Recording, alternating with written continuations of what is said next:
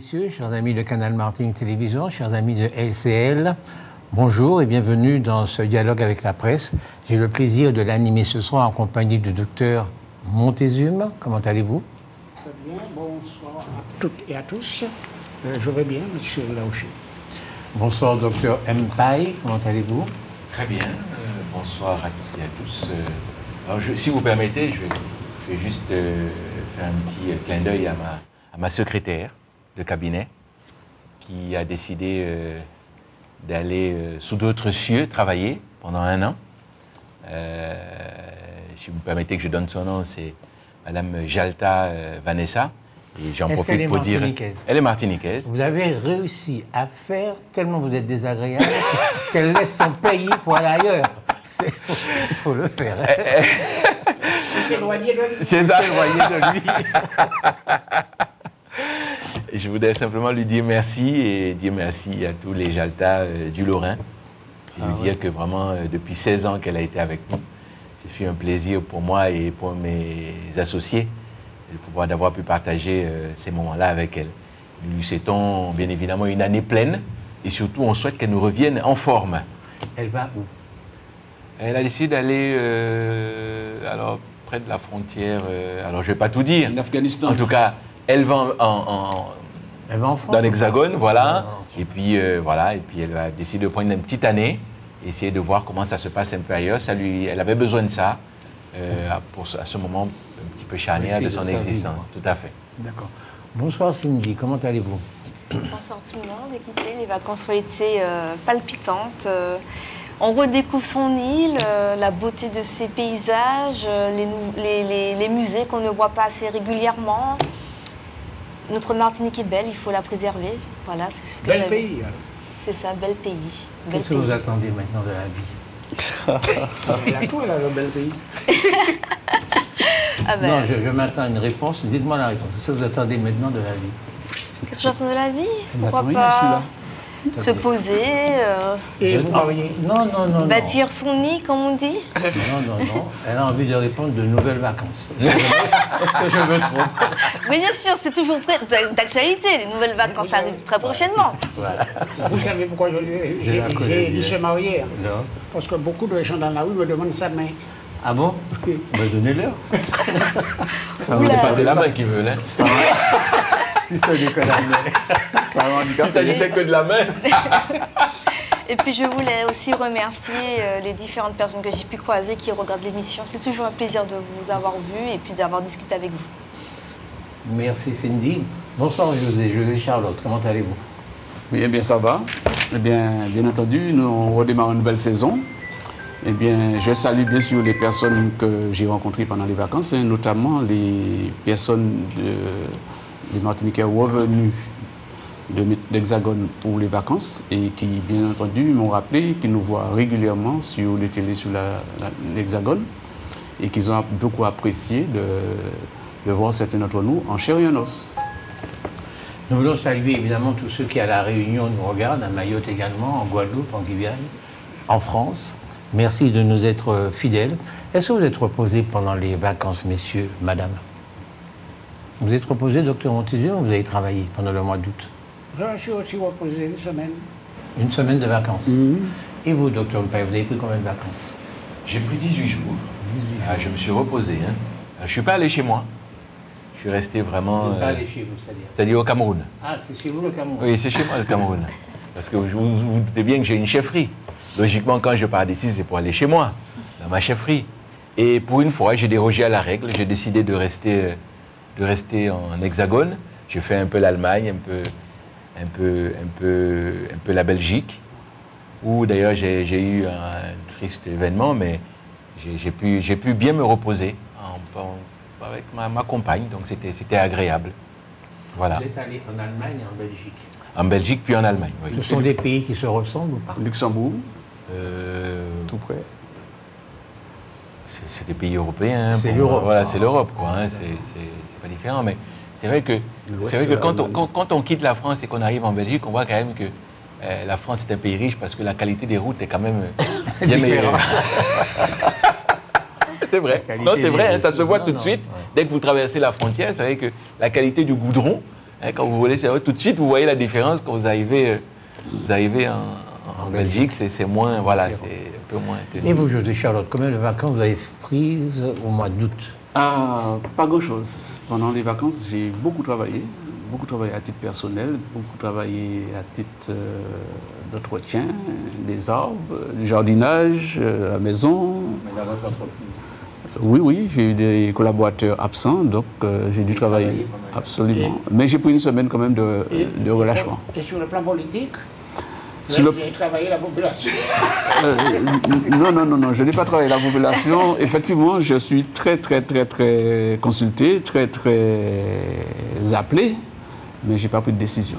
Ça, c'est le discours classique. Moi, j'y vais, j'ai pas envie d'y aller, mais quand on me demande tellement, je suis obligé. Malheureusement, on connaît ça. c'est vrai. On connaît À ça. l'insu de son plein gré, comme À disait l'essai Renan. de son plein gré. Il a été réquisitionné. Voilà, il est réquisitionné Non, par le peuple. Non, mais pour moi, c'est tout à fait, ça peut être tout à fait normal et naturel. Je suis né de la commune, j'ai connu la commune, j'étais dans les petites classes de la commune, donc j'ai grandi avec mes grands-parents, donc j'ai connu la génération d'en haut, la génération intermédiaire et leurs enfants qui sont mes camarades d'école. Donc tout naturellement, j'ai une certaine fluidité sociale dans ma commune de Ducos. Donc c'est je ne prépare rien du tout, je ne fais que répondre. Pour plaire au peuple, vous avez oublié, j'allais à l'école avec un côté de chaussure et ma mère achetait un demi-avocat. Ça fait misérabilisme et ça plaît au peuple. Et pour faire des économies, je faisais l'école buissonnière. Ça faisait gagner de l'argent pour le bus. Et voilà, j'ai reçu ce... Et vous-même? Moi-même pas. Vous n'avez pas pris de vacances? Vous Non, j'ai pas pris de vacances. Vous n'avez pas pris de vacances? On a continué Il à s'est faire... sacrifié. Et c'est ça? Non, mais je suis le tout le bon temps, je suis tout le temps en vacances. Bon, j'ai reçu ça. D'accord? Une enveloppe mystère. À votre avis, qu'est-ce qu'il y a dedans? Une lettre. Si un de vous trouve, vraiment, je me mets bistenu et je montre comment je suis costaud. Une lettre du bon peuple. Une lettre du bon peuple. Et vous? C'est une femme qui vous a écrit, c'est ça? Non, pas qui est-ce qui m'a écrit. Qu'est-ce qu'il peut y avoir dans ça? Ça peut être une lettre, hein, je vois pas Une d'autre lettre. chose. Et vous? Moi, je pense que c'est un journal qui rappelle peut-être nos activités. Très bien. Enfin, pas très bien. Et puis, pour M. Mpaye? Une surprise, il n'y a rien dedans. Exactement. Il y a quelque chose. Non, c'est marrant, parce que c'est la première fois que je vois ça. C'est un livre. Ah. Et c'est un livre qui est fait comme ça. Vous avez déjà vu des livres comme ça? De cette De cette dimension-là. dimension, non. Ouais, qui sont en longueur comme ça. Vous n'avez jamais vu? Non, jamais, non. Mais moi non plus. C'est la première fois que je vois ça. Mais pourquoi c'est la première fois? Mais vous C'est n'avez une pas- femme qui vous l'a offert. Il y a un mot à l'intérieur, c'est une Vous femme, n'êtes- c'est ça? vous n'avez pas Mais été laissez le abonné. téléphone. C'est pas de ça que je veux parler. Ah là là. C'est le format du livre. C'est le format du livre. Oui. J'attire votre original. attention sur Tout le à fait. format du Il faut livre. vous abonner aux bibliothèques. Vous avez déjà vu des d'ici. films, des livres comme ça? Oui, j'ai Sérieux? vu, j'ai À vu, oui. la mairie de Ducos, la bibliothèque de la mairie de Ducos. Dans les annales. C'est effectivement les rédactions de certains auteurs sont sur cette forme-là. Moi, j'avais jamais C'est un vu. spécialiste. Ouais, Autant ouais. je lis beaucoup. Je Non, peux non. palper le livre, s'il vous plaît? Vous ne pouvez me regarder par la dédicace. Non, non. Vous savez comment vous êtes? Oui. Non, il n'y a pas de dédicace, je plaisante. Mais si, il y a une dédicace à Mais non, il n'y a l'intérieur. pas de dédicace. Non, il n'y a pas de dédicace. C'est un livre professionnel. Au diamant. Alors, c'est un hommage au diamant fait par Marilyn Ampigny, qui est cette femme de théâtre que l'on connaît bien. Qui est aussi du diamant. Oui, elle est du diamant, c'est pour ça. Alors, c'est marrant parce qu'elle dit qu'elle fait... Elle fait C'est beaucoup un de tout recherches, petit hein. livre. Et elle fait ça en hommage à la mer, donc elle parle de la mer, du rocher du diamant, évidemment, du Mont Larcher, et puis tout ça autour d'un individu qui est l'acteur principal et qui s'appelle Médard Haribo. Donc, elle veut rendre hommage à la mer, au rocher et au Mont Larcher. Et ce qui m'a le plus plu dans le livre, c'est ce qu'elle dit des arbres. C'est-à-dire qu'elle ne veut pas rendre hommage aux arbres, mais c'est ça qui va le plus l'intéresser. Mais ça vaut la peine, c'est amusant à lire. Mais le format est intéressant. Ça va aller à Cindy parce que c'est le format vous dites qui est intéressant. Et les caractères sont gros quand Les même. caractères sont gros et puis surtout, dites. Il n'y a pas beaucoup de pages. Ah, mais arrêtez. Je lis quand même des livres. Je lis aussi le nombre de pages ne m'effraie pas, mais c'est de poche, donc on peut le glisser dans son sac. Non, c'est intéressant. Bon, c'était un hommage au diamant. Monsieur, à votre avis, docteur Montezuma, quelle est la chose la plus importante aujourd'hui en Martinique? Qu'est-ce qui doit le plus nous inquiéter, nous interpeller Quel est le sujet qui, à votre avis, doit le plus nous interpeller? Le sujet qui, pour moi, est un sujet primordial, c'est surtout ce que pense la population de ce sentiment d'insécurité, hein, puisque je sais qu'il y a des gens qui ne vont pas partout en Martinique, comme s'il y avait des zones de non-droit. Voilà des gens qui ont connu la Martinique, qui allaient partout et qui actuellement disent ne pas sortir à certaines heures et ne pas aller dans certains quartiers. Alors, il y a des quartiers qui sont devenus tabous. Et ça, je trouve ça tellement difficile. Je crois que c'est un gros problème qu'il faut prendre dans le bon sens, pas à travers la peur, ni à travers les sentiments. Hein. Moi, je crois qu'il faut regarder ça avec réalisme et analyser, surtout analyser, et pour qu'on puisse prendre les dispositions qu'il faut pour essayer de redonner confiance à la population. Est-ce que vous êtes d'accord avec ça, docteur Mpaye? Est-ce que c'est le problème prégnant, le plus important en Martinique aujourd'hui? Non, pour moi, le problème le plus important en Martinique aujourd'hui, c'est le problème économique. Dont va découler, ça fait partie, hein? Voilà, dont va découler forcément problèmes sociaux que décrivait. C'est quoi les problèmes économiques?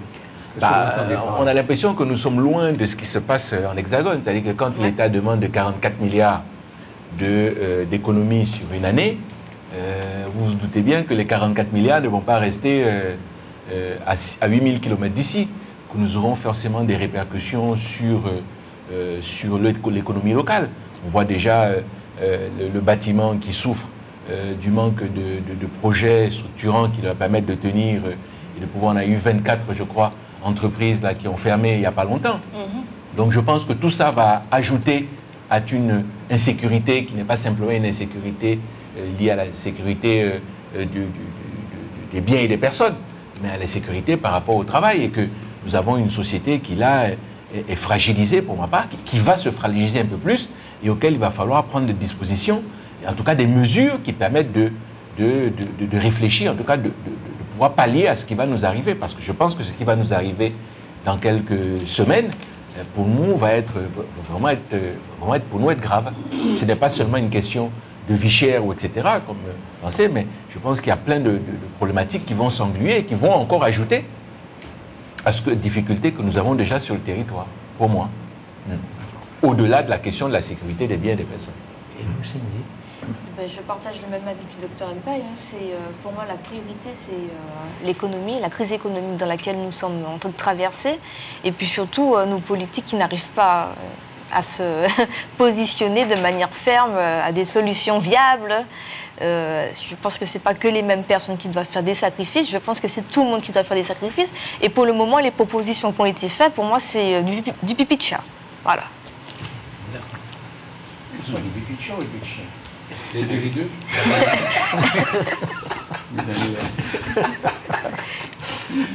Et vous, José?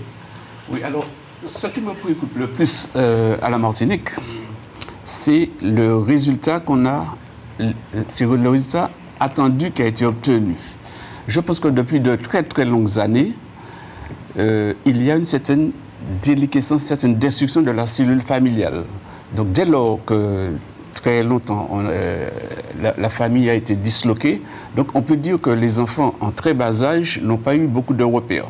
Et si parallèlement à ça, il y a eu un certain nombre, une grosse partie de la population qui a reçu des revenus sans contrepartie de travail. Et à ce moment-là, quand les enfants ont grandi, qui n'ont pas eu la culture des revenus sans contrepartie, donc ça va dans tous les sens. Donc on peut dire qu'une partie de la population s'est orientée vers des revenus sociaux. Et aujourd'hui, on constate aussi une autre partie de la population, je dirais les très jeunes hommes, voire en âge moyen, s'oriente vers le petit deal, les trafics de drogue, les revenus faciles et abondants. Et si, au-dessus de ça, on rajoute la publicité, la surenchère de consommation, donc nous retrouvons dans une société où on a besoin de consommer. On a besoin de plus en plus d'argent pour consommer, et avec des, je dirais pas seulement des familles monoparentales, mais des enfants ou des jeunes sans encadrement. Donc il s'avère qu'aujourd'hui, l'effort, la notion d'effort a été abolie. Nous nous retrouvons dans une situation où personne ne supporte personne et les institutions de la République sont mises à mal. La police, la justice, l'organisation politique est affaiblie et on peut jusqu'à dire que certains groupes malveillants prennent la main sur la société.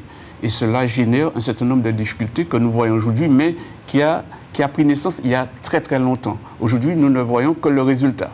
Bien entendu, on peut dire qu'il y a une situation économique qui s'ajoute à ça, mais le monde entier a toujours connu, en matière d'économie, je dirais des stalagmites, des stalactites, des hauts et des bas.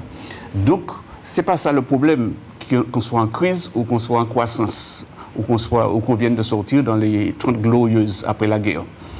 La difficulté, c'est que comment remonter la pente si le moral de la population n'est pas là, si la volonté de travailler dur n'est pas là, si au-dessus de nous, nous avons une dette nationale qui nous étrangle, si les autorités politiques décident de faire payer la dette à la couche sociale la plus basse qui elle-même est déjà en difficulté, sachant que nous avons aussi un deuxième élément important, c'est un risque de guerre mondiale. Donc à ce titre-là, c'est vrai que l'horizon s'affaiblit et c'est pas facile pour nous. En vous écoutant, les gens qui vous écoutent, ils n'ont plus qu'à aller se suicider. Vous avez dressé un tableau tellement... Ils se sont déjà suicidés. Non, un tableau tellement catastrophique de la situation qu'on n'a plus qu'à aller se suicider tellement. Il a dit quelque chose. Il a dit quelque chose. Comment remonter la pente? Voilà, comment remonter la pente. Et ça, je crois que c'est la question fondamentale. À quel prix? Non, je crois surtout que dans son discours, il y a une contradiction. Parce qu'il commence par dire, on a habitué les gens À ne pas travailler. à ne pas travailler. Ouais. Et il finit en disant, il faut quand même aider les gens qui ne travaillent pas. Parce que finalement, c'est... Non, il n'a pas dit ça. Il n'a pas dit Oui, ça. non, il a fini en disant, non, il a fini en disant, il ne faut pas diminuer les problématiques sociales. C'est-à-dire qu'il faut quand même aider sur les problématiques sociales. C'est ce qu'il dit. Mais oui, c'est-à-dire qu'un coup, il dit, on a habitué les gens à ça, et en même temps, il dit, il faut faire ça. Le problème est peut-être là. Eh oui. J'ai dit qu'il ne faut pas mettre la pression sur ceux qui ont des petits revenus. Oui, mais comment tu fais? Non, mais il y a des gros là qu'on ne peut pas taxer. C'est marrant parce que ça, on n'a jamais en compte dans les discussions que nous avons. Vous avez mis en cause, par exemple, l'autorité parentale. De la dissolution de l'autorité parentale. La déliquescence, oui. La déliquescence, on va appeler ça déliquescence. Ah oui, les familles sont éclatées. Très bien. Mais on ne parle jamais de la religion. Est-ce que la religion, qu'est-ce que vous avez à dire de la religion en Martinique? À quoi elle sert? Les gens, vous savez très bien que la religion ne sert pas qu'à aller au ciel. Hein, et c'est aussi la vie sociétale qui est impactée par le phénomène religieux. Est-ce que le recul des religions, ça n'explique pas aussi la situation que l'on connaît? Attendez, excusez-moi, allez-y. Je peux m'exprimer sur le sujet parce que c'est vrai que la religion a toujours encadré les familles avec des lois morales qui permettaient justement d'éviter des débordements. C'est-à-dire, aimez-vous les uns les autres comme je vous ai aimé. Ne tuez pas, par exemple, ça fait partie des commandements. Et du coup, aime ton prochain comme toi-même. Donc ce sont des commandements qui ont guidé des générations et des générations. Mais il faut dire aussi que l'Église n'est plus ce qu'elle a été et ce qu'elle était. Parce que, je ne sais pas si vous remarquez, mais les églises poussent comme des champignons sur l'île qui est la Martinique. Je ne sais même pas combien d'églises qu'il y a sur cette île. C'est devenu un business, en fait. Et moi, je dénonce ça, en fait. Moi, je suis là pour dénoncer ça. Parce que si l'Église est devenue un business et que ça se comporte comme une entreprise, c'est normal que les adhérents disparaissent et ne se retrouvent plus dans les dans les commandements fondamentaux, c'est-à-dire aimer son prochain. C'est pas les adhérents, c'est les fidèles. Oui, les fidèles, excusez-moi, les fidèles. Vous voyez, j'ai un langage, vous voyez, de businesswoman, tu vois. Les fidèles, donc les fidèles se reconnaissent plus forcément dans les valeurs que l'Église prône en ce moment, et c'est peut-être pour ça que... Attendez, mais s'il y a tellement d'églises que vous dites, c'est parce qu'il y a beaucoup de fidèles. Oui, mais vous savez, le turnover est tellement élevé, les gens ne restent plus... Avant, les gens restaient dans une même église, de famille en génération. Aujourd'hui, si tu restes un mois là, ça te va plus... Hop, tu vas dans l'autre église à côté parce qu'ils ont des tablettes connectées, ou bien tu vas dans l'autre église parce qu'ils font des formations en ligne, etc. Tout ça pour dire que l'église est devenue un business, la souffrance des gens est devenue un business que je dénonce. C'est pour cette raison qu'aujourd'hui, il n'y a plus de... Quand vous parlez d'église, vous parlez de toutes les églises. Oui, de toutes les églises. Toutes les églises, bien sûr. Je parle de toutes les églises. D'accord. Et les valeurs fondamentales qui est aimer son prochain, respecter son prochain, etc., malheureusement, ça se perd. Mais pas de toutes les églises, sauf peut-être l'église qu'elle pratique. Non, Elle ne pratique aucune église. Elle a peut-être à pratiquer une église. je remets aussi en cause mon église, attention. Hein. Ah, vous êtes dans une église aussi? Mais bien sûr. Ah, d'accord. Mais Vous étiez athée. Mais il faut monter une Non, église. non. Il faut monter Mais une monter église. une église parfaite. Non. Monter l'église qu'il faut. Non. Chaque personne a un appel, c'est pas ça mon appel. Voilà. D'accord. Docteur Monté, vous voulez donner la parole au docteur la Mpaye? parole. Vous voulez parler ou pas? Non. Ok, docteur Mpaye, est-ce que le recul du phénomène religieux, quelque part en Martinique, est-ce que ça n'explique pas aussi cette montée de la violence et de l'insécurité et du désarroi des jeunes aussi? Est-ce que ça participe du recul? Est-ce que le recul des filles... D'abord, est-ce que vous êtes, ça fait longtemps, est-ce que vous êtes déjà allé dans une église? Moi? Oui, souvent. vous y allez souvent. Oui. Bon. Si on faisait la moyenne d'âge des gens qui vont dans les églises, on verrait déjà que...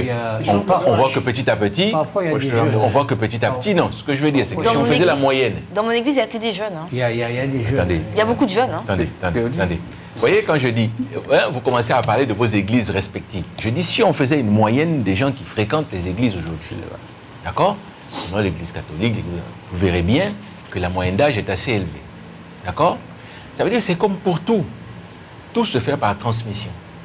Si vous avez une tranche d'âge de gens qui ne vont pas à l'église, ou alors qui vont à l'église au tout début parce que les parents les emmènent, et qu'à partir du moment où ils doivent être responsables et y aller eux-mêmes, n'y vont plus, vous avez une tranche de la population qui n'y va pas. Conclusion, vous transmettez quoi? Vous ne transmettez pas grand-chose, puisque une partie de la population n'y va plus. Donc le problème n'est pas tant le recul que qu'est-ce qu'on va trouver dans l'église. Dans une société où aujourd'hui nous sommes plutôt des consommateurs avertis de choses qui vont vite, et pour lequel la réflexion, finalement, au quotidien, n'est plus l'apanage de tout le monde. C'est-à-dire que personne n'a plus envie de s'asseoir quelque part et qu'on lui récite la morale, parce que tout le monde a l'impression que sur les réseaux sociaux, il va pouvoir trouver les réponses à ce qu'il cherche. Or, l'Église, c'est un moment de recueil, de recueillement, où on ne prend le temps de la réflexion. Pour avoir le temps de la réflexion, encore faut-il qu'il y ait des endroits pour réfléchir. Encore faut-il qu'il y ait pouvoir lire. Si vous avez une société qui ne lit plus, aller à l'église, ça ne sert pas à grand-chose. Parce que pour aller à l'église, il faut encore avoir lu. Pour aller à l'église, il faut encore s'intéresser à ce qu'on y pratique. Donc je pense que c'est tout ça qui concourt. Est-ce que le phénomène religieux, est-ce que la religion pourrait être un rempart contre l'insécurité, contre le banditisme, non, mais contre les gangs? À votre avis? C'est terminé, ça. Est-ce que ça pourrait l'être? J'ai compris, c'est non, terminé. Mais si ça revenait, est-ce que ça pourrait l'être? Non, ça ne pourrait plus, parce que nous ne sommes pas dans les conditions dans lesquelles nous avons vécu il y a une centaine d'années. C'est fini. Les gens ne se font plus l'idée de ce qu'ils sont dans une société en fonction de ce que l'Église pense. C'est fini. Les gens se font une idée de la société en fonction des réflexions qu'ils ont avec ce qu'ils trouvent sur les réseaux sociaux et avec ce qu'ils discutent avec les camarades. C'est comme ça que les gens donc se font. L'Église n'aurait plus d'influence, quoi. Mais l'Église n'a pratiquement plus d'influence. D'accord. Ouais, Pratiquement plus. Ça explique la société. Et ça explique la société dans laquelle nous sommes. Mais c'est pas tout. Attends, on va donner la parole au docteur. Ah non, si c'est dans ce sens-là, Et pourtant, on poser la question, les valeurs sont là.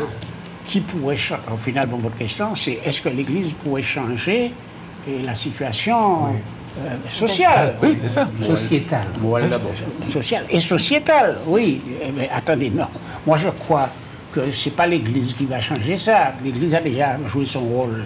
Parce que l'Église, c'est quelque chose de très organisé. Oui. C'était organisé par rapport à une société. Il ne faut pas oublier ça non plus. Hein, que l'Église, les pères de l'Église ont ont institué une église de telle façon qu'elle agisse sur le peuple. Hein. Nous sommes bien d'accord. C'est bien de ça. Alors vous posez la question, est-ce qu'ils peuvent encore jouer un rôle? Je crois que non.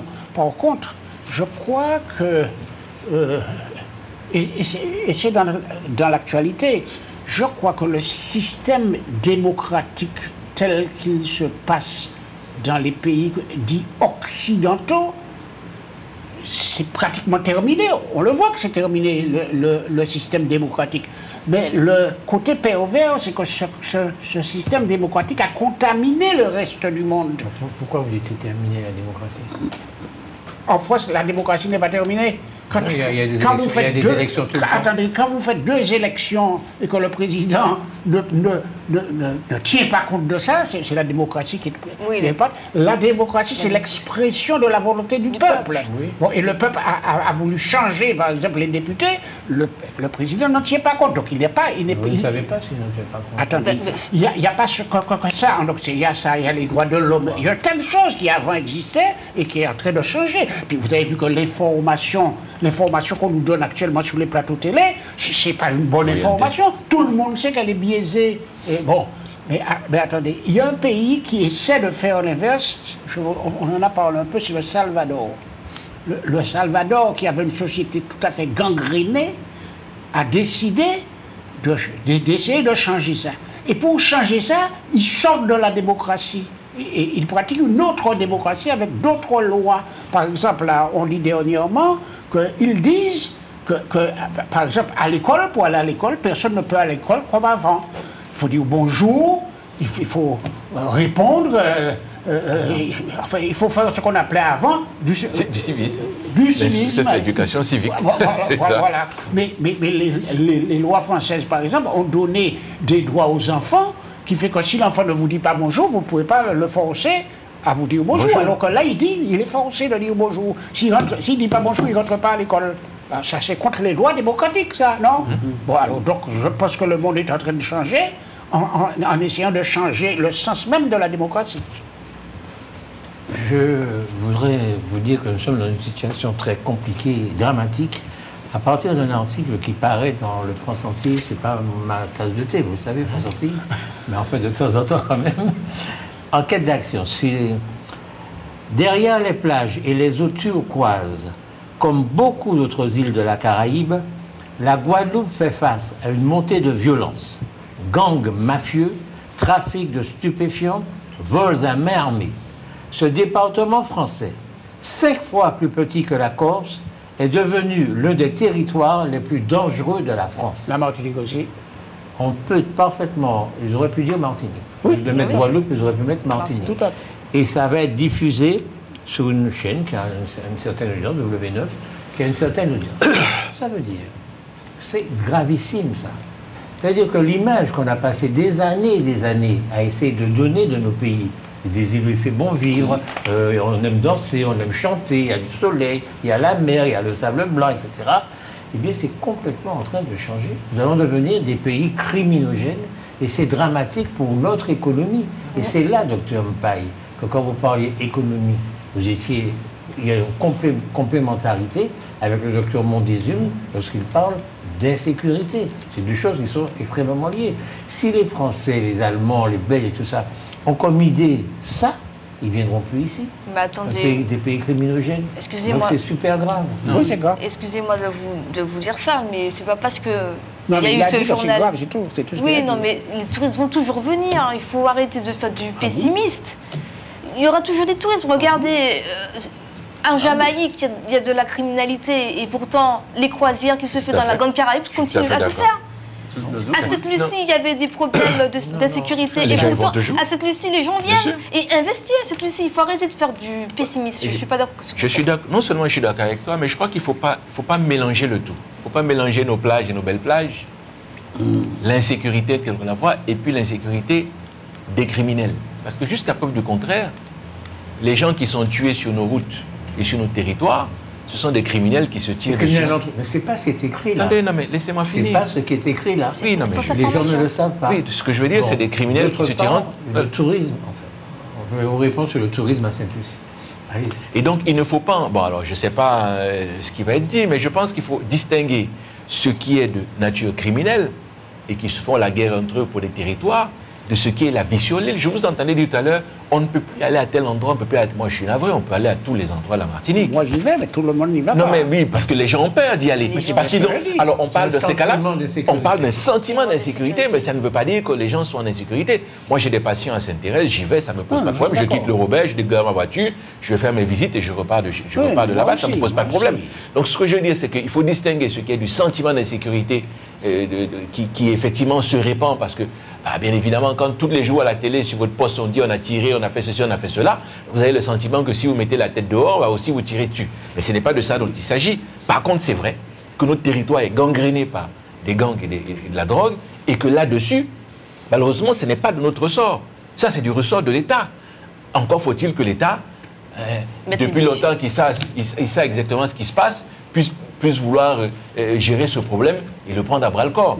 C'est pas avec une compagnie de CRS, comme j'ai vu là la dernière fois, qu'on va pouvoir faire ça. Vous voyez comment vous êtes? Vous êtes pour la répression. Ah oui, moi je suis pour la répression. Moi je suis pour la répression, monsieur. Justement, je suis en train de vous dire que la répression, ça ne marche pas. C'est à court terme. Et puis c'est tout. C'est-à-dire qu'on va faire venir 120 gardes mobiles, après il en faudra 240, etc. C'est l'éducation. Il faut partir de la base. Et c'est ce que je disais l'autre fois, et tu n'étais pas d'accord, mais il est d'accord maintenant. Il faut que l'éducation nationale aide les parents. C'est-à-dire que j'ai appris qu'on peut maintenant mettre les enfants à l'école dès l'âge de 2 ans. Au lieu de 3 ans, on peut même aller à 2 ans.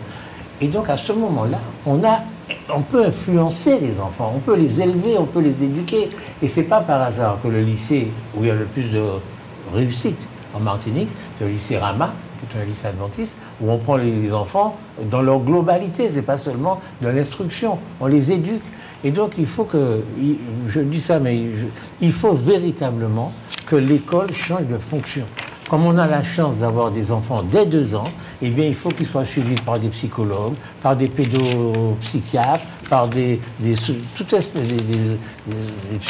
espèce de gens qui peuvent les aider à s'en sortir, et pas seulement les instruire. Sauf que...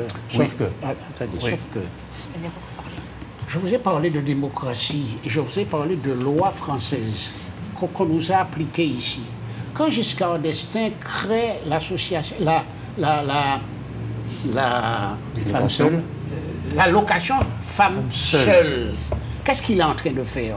Parce que je me souviens très bien, l'assistante sociale allait vérifier qu'aucun homme ne venait dans la maison. Comment peut-on faire ça? Comment peut-on interdire à un homme de venir chez la femme, chez sa femme et voir son enfant pour donner une allocation à la femme? La femme ne pouvait toucher que si personne ne venait chez elle. Enfin, que si personne n'habitait chez elle, on pouvait venir quand même. N'habitait chez elle. Jusqu'à 18 heures. Attendez, ce qui veut dire que c'était tuer la famille de faire ça.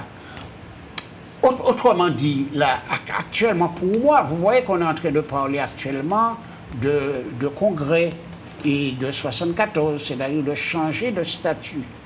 Changer de statut et rester sous la loi française telle qu'elle a été faite pour la France, pour moi, ce serait totalement une catastrophe. Quand vous avez donné tous les droits aux enfants, parce que quand vous réprimez un enfant chez vous, il a le droit, c'est son droit, d'appeler la police et dire « Papa m'a foutu une gifle, il faut intervenir ».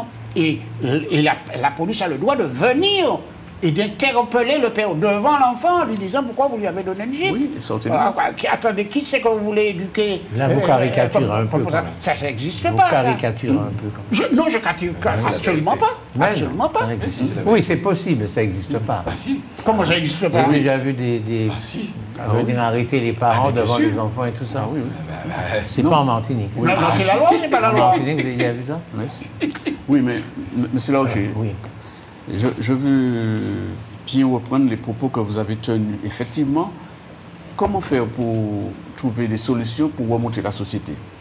Dans le passé, effectivement, il y avait un réseau des églises, un maillage territorial, où dans chaque point de Chaque paroisse. chaque paroisse, il y avait une institution, église ou autre, qui fixait les limites sur les enfants, sur les adultes, sur la société. Et à ce Si moment, père et mère honorera afin de vivre longuement. voilà. Il y avait une fixation des limites, il y avait une culture, une formation pour ne pas dériver. Mais depuis quelques années, on a constaté que les référents de notre société, ça peut être des référents d'église, ça peut être des référents sociaux, notaires et autres, ils ont peut-être à un certain moment dérivé. Donc la population plus jeune et autres n'ont plus de limites. Ils se disent, si certains élus ou certains notables se comportent de telle manière, donc il n'y a pas de raison de fixer les limites. Donc à ce moment-là, on s'est retrouvé dans une société où tout est permis. Donc les gens n'ont pas de repères, ils n'ont pas de crainte. Voilà. Avant, à la rigueur, il y avait peut-être des abus. On disait, voilà, si tu réponds mal à tes parents, tu n'iras pas au paradis, tu vas en enfer. Au moins, il y avait un certain sectionnement de la société. Retrouver ça. Mais je pense qu'aujourd'hui, il faut peut-être faire revenir quelque chose d'équivalent, puisque nous sommes dans le Grand Bleu, nous sommes dans la savane aujourd'hui, où plus personne ne respecte personne. Si aujourd'hui vous grondez un enfant, ou à l'ailleurs vous l'obligez d'aller à l'école à pied à 200 mètres sans prendre le bus, vous avez tout le système social qui s'acharne sur la famille, avec peut-être même des fois le placement de l'enfant. Une petite seconde. Vous êtes deux médecins. Il vaut mieux prévenir que guérir. Guérir, c'est quand le drame est déjà arrivé, que l'enfant va faire des conneries et tout. Donc il faut essayer de faire qu'il fasse le moins de conneries possible. D'où l'éducation. C'est-à-dire que la solution du problème, ce n'est pas les gardes mobiles, c'est de changer complètement l'éducation. C'est tout. Ce matin, je vous jure, ou hier matin, j'ai vu une dame qui avait 2 filles. Et cette dame, elle ne peut pas élever les enfants comme il faut. Elle a un truc machin, elle a le ventre nu, elle a un truc dans le nombril, elle est particulière, quoi. Donc ces enfants seront particuliers aussi. Donc il faut que cette autorité parentale... Attendez, docteur, laissez-moi vous dire quelque chose. Est-ce que vous êtes d'accord avec moi? Attendez, laissez-moi finir. L'exemple que vous prenez n'est pas juste. Non, il n'est pas juste, d'accord. Vous pouvez avoir une dame qui a ça, mais qui élève très bien ses enfants. Oui, c'est possible. Vous avez tout à fait raison. Voilà. Simplement, l'enfant, elle va s'habiller comme sa mère.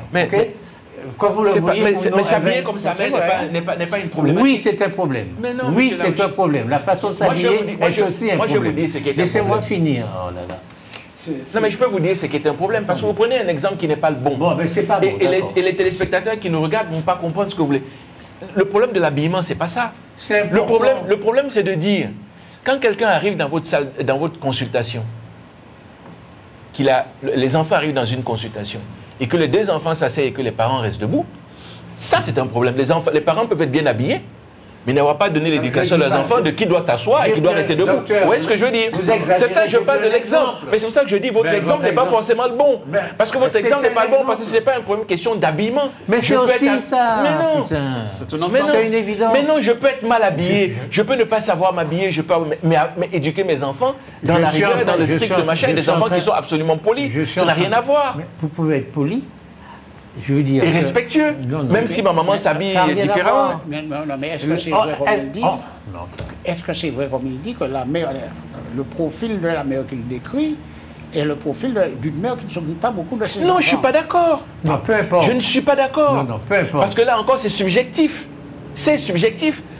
Moi, je répète encore, quand vous dites que vous l'avez vu, mais vous ne savez pas comment elle élève l'enfant. Moi, je dis ce que je vois. Dans un cabinet, je vois des gens assis.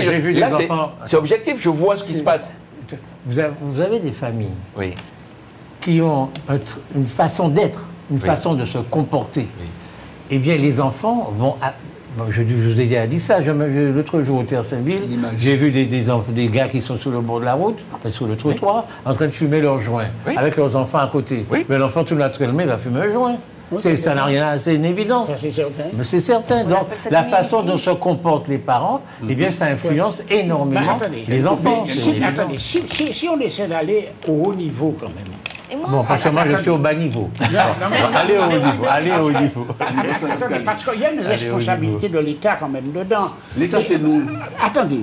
Quand M. Rotaillot vient ici, et qu'il fait croire aux Martiniquais qu'il vient régler le problème de la drogue à la Martinique. C'est ce qu'il fait croire. Il n'a pas fait croire ça. Hein? Celui qui croit à ça, c'est celui qui veut croire par facilité. Bon, peut-être. Eh bien, quand vous cherchez ce que pensent les élus, il n'y en a qu'un seul qui dit moi je pense qu'il ne va rien faire. Il a raison. Mais pourquoi? Attendez, pourquoi? Parce que ce n'est pas la drogue de la Martinique qu'il vient régler, c'est le problème français qu'il essaie de régler. Parce que ce n'est pas toute la drogue qu'on saisit dans la Caraïbe qui sont destinés aux Martiniquais. Les Martiniquais ne consomment pas des tonnes de drogue. Cette drogue-là va directement en Europe. Je n'ai pas dit seulement en France, directement en Europe. D'ailleurs, hier, on vient de saisir sur le port de Dunkerque des conteneurs remplis de drogue. Bon, attendez, vous allez reprocher au ministre de l'Intérieur de venir ici pour empêcher la drogue d'entrer en Europe. Je continue. Alors, pourquoi il dit ça?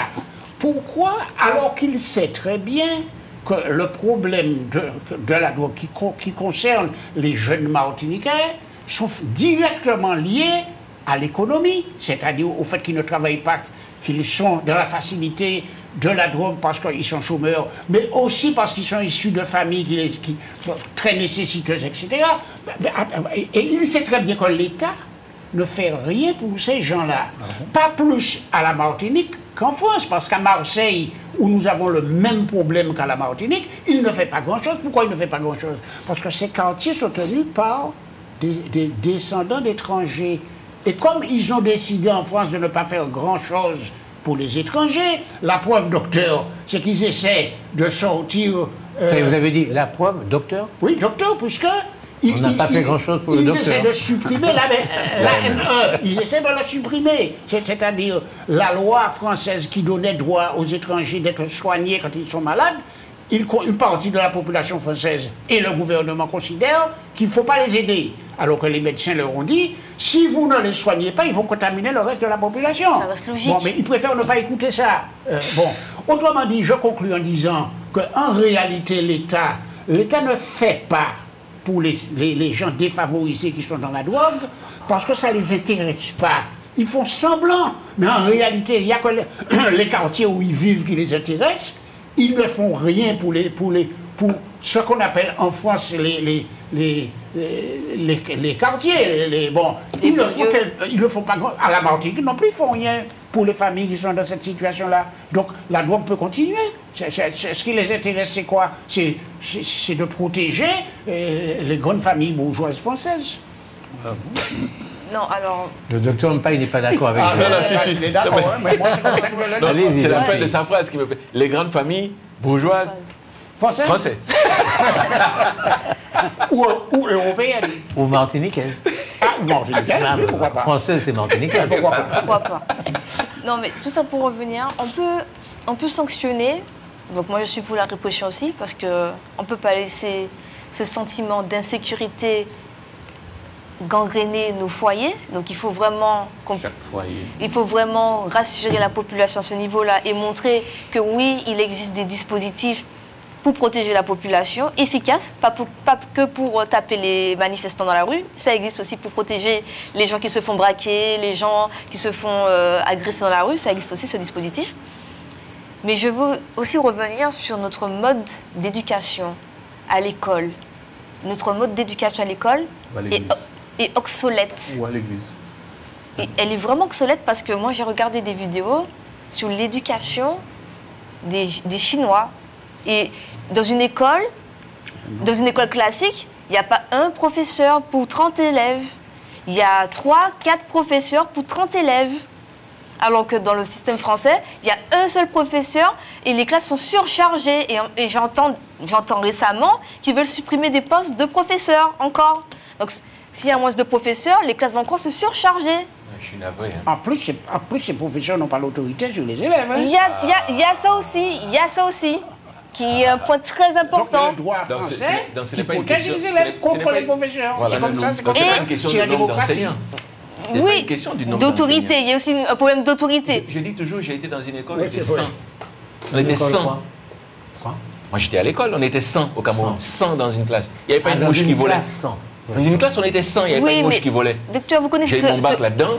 Ça ne m'a pas empêché d'être ce que je suis. Donc ce n'est pas une histoire de... Docteur, vous connaissez ce proverbe. Ce n'est pas une histoire d'un enseignant, c'est une histoire d'éducation. Il faut un village pour éduquer un enfant. Non, il faut un respect, il faut du respect. Donc moi je pense qu'un seul professeur... Mais vous rajoutez, une mouche ne volait pas. Je peux parler Ah non, une mouche ne volait pas. je peux parler, puisque les élèves n'ont pas tous le même niveau. On va pas non plus... C'est pas une question de niveau. Hein. Non, il y a des élèves qui n'ont... du maître. Il y a des élèves qui n'ont pas le même niveau et qu'il faut revoir des bases que d'autres élèves ont déjà. Donc moi je dis qu'un professeur ne peut pas tout faire. Moi je suis désolée, il faut faire des classes de À niveau. 30, à 30, un professeur ne peut pas tout faire. Mais non, quand celui-là ne connaît pas son alphabet et que celui-là sait déjà écrire et lire, je vois qu'il y a un fossé. Donc les professeurs... Je dirais qu'ils n'ont pas été dans la même classe.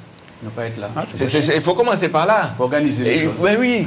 Mais tous les élèves ont droit d'être à l'école. Non, si on ne faisait pas passer déjà les enfants d'une classe à une autre, sans évaluation de ce qu'ils font et ce qu'ils sont capables de faire, tu n'aurais pas ces différences de niveau. C'est tout le système qui est obsolète.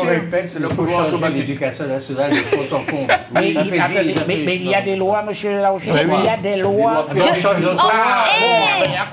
vous dis que Je peux parler, on me coupe à chaque fois, c'est insupportable.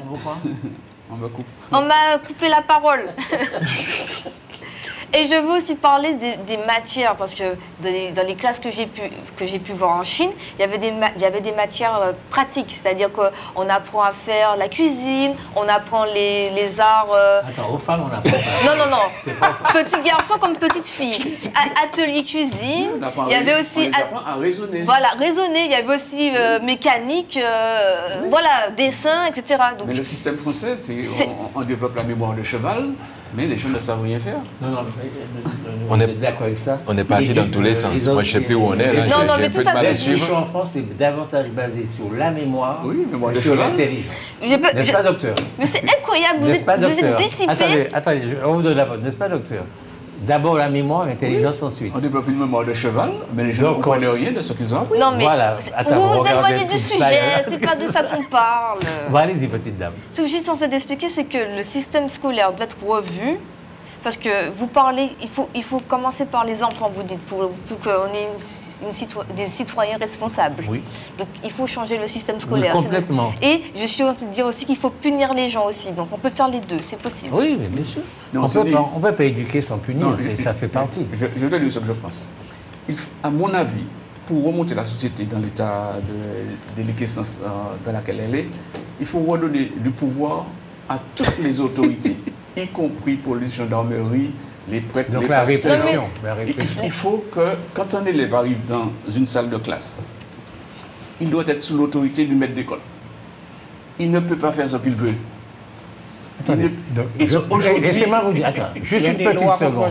Laissez-moi vous dire, attendez, laissez-moi vous dire. Il y a des enfants qui arrivent à l'école et puis leurs parents sont 2 médecins, ont de l'argent, ils ont voyagé dans le monde entier, d'accord? Puis vous avez des enfants qui arrivent et puis qui sont de Texaco, de Sainte-Thérèse et tout, c'est pas les mêmes enfants.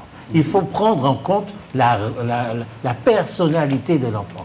Et comme on a la chance d'avoir des enfants dès l'âge de 2 ans, il est possible de rattraper un certain nombre de choses. Oui, il faut que l'éducation nationale en France fasse une véritable révolution copernicienne, complètement changée. Pas seulement l'éducation nationale. Non, pas seulement l'éducation nationale. Oui, on change les lois, on change tout ce que vous voulez. Pas seulement l'éducation nationale. Mais c'est là qu'on a la chance d'avoir tous les enfants à 2 ans. Tous les organismes qui ont en charge... Mais c'est l'école qui les a. C'est l'école qui les a. C'est la première institution. Ben voilà. Mais y compris les institutions religieuses. Je suis d'accord, M. Charlotte. Avoir du pouvoir pour éduquer, parce que quand un enfant arrive dans une institution, quelle que soit l'institution, il doit mettre de côté, ses parents ne doivent pas influencer le professeur. Le professeur, quand il est dans sa classe, c'est lui le chef. Non, il faut une coopération pour élever l'enfant entre le monde de l'éducation et les parents. Il faut... Sinon, après, il y a des abus. Après, les professeurs maltraitent des enfants. Il faut éviter les abus. Il faut donner du pouvoir, mais il faut aussi contrôler le pouvoir qu'on donne. Regardez les policiers. Avec ce qui se passe, on donne des pouvoirs, ils violent des gens dans des commissariats. Bon, entre parenthèses. Attendez, arrêtez de dire ça. Arrêtez vos conneries. C'est un policier qui a fait ça. Oui, bon, ok. Il ne faut pas dire les policiers. Non, pas les policiers, bon, voilà. Mais tout ça pour dire que comme c'est une autorité et qu'on a donné du pouvoir, il peut se permettre tout et n'importe quoi. Sauf que la loi existe aussi pour eux. Il a été condamné. Il a été condamné. C'est pour ça que je dis que la loi existe aussi pour eux. Il ne faut pas donner tout pouvoir à tout le monde et puis après ça monte dans la tête et puis après ils font du n'importe quoi non plus. Il y a des histoires dans le passé où on était en adoration devant certains hommes de pouvoir, tels certains prêtres, et on a constaté qu'il y avait des dérives. Donc, issu de là, il faut, quel que soit le lieu de pouvoir, il faut essayer d'être droit. Non. En tout cas, En tout cas, le pouvoir, comme on dit chez moi, je vous entends parler de pouvoir. Le pouvoir ne se donne pas, il s'arrache. Hein? Comme on dit chez moi, ça ne se donne pas, ça s'arrache. Conclusion, vous êtes enseignant, vous arrivez dans une salle de classe, vous n'êtes pas capable de vous faire respecter dans votre salle de classe. Je ne vois pas qu'est-ce que vous avez à faire dans une salle de classe. En gros, c'est pour moi, c'est ça. Ah, chez nous, les enseignants n'avaient pas besoin de beaucoup parler pour se faire respecter. Un seul mot suffisait. Donc, si vous n'êtes pas capable d'appliquer cette règle quand vous êtes enseignant, mais enfin, c'est pas une question de loi. C'est une question de loi. Non, ce n'est pas une question de loi, c'est une question de... le passé. Je m'excuse. On était comme chez lui dans le passé. Excusez-moi. Ce n'est pas une question de loi, c'est une question d'attitude. On a plumé de ses pouvoirs. C'est une question d'attitude. On n'a plumé personne de ses pouvoirs. On n'a plumé personne de ses pouvoirs. Mais quand un professeur... Excusez-moi, on n'a plumé personne de ses pouvoirs. C'est une question d'attitude. Non, mais... C'est une question d'attitude. Docteur, c'est une question pas suffisant. Non, excusez-moi, hein. C'est une question de positionnement. C'est pas suffisant. C'est une question de positionnement. Quand on a commencé à dire aux enseignants que les enfants peuvent vous appeler par votre prénom. Ah bon? Mais oui, je suis navré. Ça a commencé comme ça. Quand vous allez dans les crèches, on appelle les enfants par leur prénom. L'enfant appelle la tati par son prénom. Ah bon? Mais oui, c'est comme ça que ça se passe. Les barrières sont tombées. Mais oui, quand on a commencé à dire ça, comment voulez-vous après que l'enfant que vous êtes en train de vouloir éduquer puisse reconnaître en vous une autorité quand rien que dans la façon dont il vous appelle comme son ami avec qui il joue au quartier. Je dis encore, c'est d'abord une question d'attitude. Non. Moi, je suis allé faire des... Mais vous êtes d'accord que c'est une loi, hein? Non. Je suis allé faire dans un établissement ce qu'on appelle d'orientation. J'ai vu des collègues qui sont passés avant, où c'était le brouhaha dans la salle. Quand je suis entré dans la salle, il n'y avait pas une mouche qui volait. Parce que c'est d'abord une question d'attitude et de positionnement. Vous étiez habillé comme avec un kimono? Non, j'étais habillé simplement. Mais rien que par la façon dont je regardais les enfants au moment où je prenais la parole, il n'y en a pas un qui mouftait. Pourquoi? Parce que c'est d'abord une question d'attitude et de positionnement. Non, mais... Si on ne vous apprend pas ça, mais comment voulez-vous que vous puissiez enseigner dans les... Vous ne pouvez pas faire. Mais docteur, vous ne pouvez pas le faire. Je suis... Oui, j'ai 2 minutes. Je suis d'accord avec vous, c'est un positionnement. Mais quand il y a des professeurs, parce que moi j'ai des copines de classe, mais des copines aujourd'hui qui sont profs, elles veulent donner une autorité, mais dès que l'élève va se plaindre à son parent, le parent va déjà voir le directeur convoque le principal, le proviseur. Le professeur, pour dire que oui, il a fait telle chose à tel enfant et que c'est pas comme ça. Comment vous faites? Vous mettez en place une autorité? Au moment où vous mettez l'autorité dans votre classe, un élève vient déjà se plaindre à son parent et le parent monte déjà au créneau. Je l'ai dit, il faut faire une révolution dans l'éducation nationale. Et donc au final, on finit par vous écraser. Docteur, vous voulez parler? Attendez, vous avez raison. Vous voulez parler de la télémédecine? On a déjà changé de sujet. On est dans le même sujet. Ça fait une heure qu'on est dans le même sujet. On a déjà changé de sujet. Tout ça pour dire qu'on en parle. Vous voulez parler de la télémédecine, de la téléexpertise, des déserts médicaux? Vous avez fini avec ça? Non. Il n'a même pas commencé à parler. Je vais demander au docteur Mpaye de nous expliquer ça. Ah bon? Non, je voulais parler de la médecine à distance. Voilà, c'est plutôt ça, la médecine à distance. C'est-à-dire qu'à l'heure qu'il est, avec les déserts médicaux, avec la rareté des médecins, avec l'allongement des dates de rendez-vous, heureusement, il y a quand même une avancée, puisque avant, vous étiez obligé de voir le médecin pour tous les actes médicaux qu'il vous faisait, alors que maintenant, on peut conseiller et même traiter quelqu'un, eh bien, écoutez, à travers la technologie, faire des ordonnances à distance, même faire des diagnostics à distance, puisque non seulement il est prévu que du malade au médecin, il peut y avoir une relation à travers, j'ai dit, les progrès de la technologie, mais le médecin peut même se faire accompagner par un spécialiste pour affiner son diagnostic et vous prendre en charge. Donc vous n'êtes pas obligé chaque fois de voir le médecin à son cabinet ou qu'il vienne vraiment chez vous pour le solliciter. Vous pouvez le solliciter pour... Sans du tout le connaître. Sans ben, du tout le écoutez-moi, connaître, ou c'est un malade. Attendez, vous ne pouvez pas dire ça. On ne peut pas dire ça comme ça, puisque la loi prévoit en France que chaque malade a un médecin traitant. Oui. Mais une fois que vous avez votre médecin traitant déclaré à la sécurité sociale, vous pouvez consulter Mais vous l'avez- n'importe quel autre médecin. Ok.